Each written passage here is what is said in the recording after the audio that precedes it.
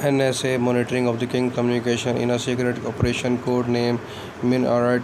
The National Security Agency monitoring the communication of leading Americans, including kings who were critical of the U.S. war in the Biden review by the NSA itself conclude that MinAlert, whose disreputable, if not outright illegally, allegation of communism for years, Hoover had been suspicious of the potential influence of the communists in social movements such as labor union and civil rights. Hoover directed the FBI to track King in 1957 and the SCLC when it was established due to the relationship between the Kings and Stanley Division.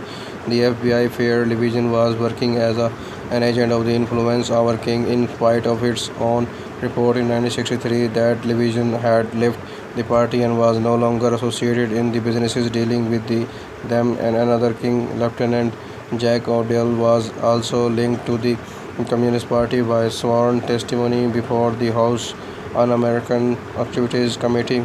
Despite the extensive surveillance conducted by 1976, the FBI had acknowledged that it had not obtained any evidence that King himself or the SCLC were actually involved with the communist organization.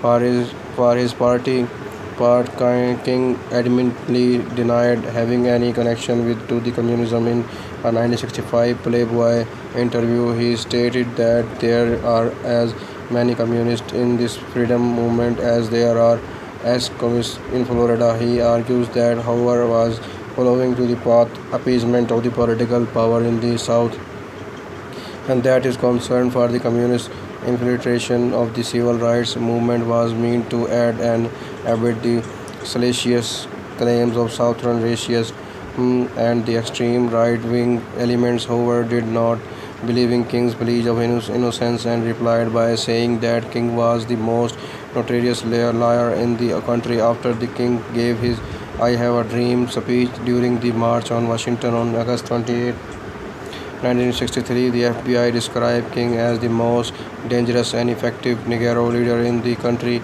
It alleged that he was knowingly, willingly, and regularly cooperate with the talking and guidance from the communists. The attempts to prove that King was communist was related to the feeling of many segregationists that blacks in the South were content with the status quo but had been stirred up by communists and outside agitators. As a contrast, the civil rights movement in 1950s and 60s arose from the activism within the black community dating back to before World War I.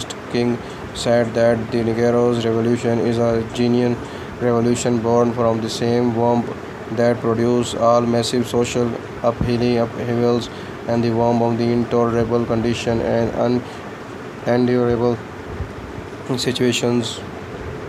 CIA surveillance. CIA files declassified in 2017 revealed that the agency was investigating possible link between the Kings and communism after a Washington Post article dated November 4, 1964 claims he was invited to the Soviet Union, and the Ralph Abernathy as a spokesman for King refused to comment on the source of the invitation.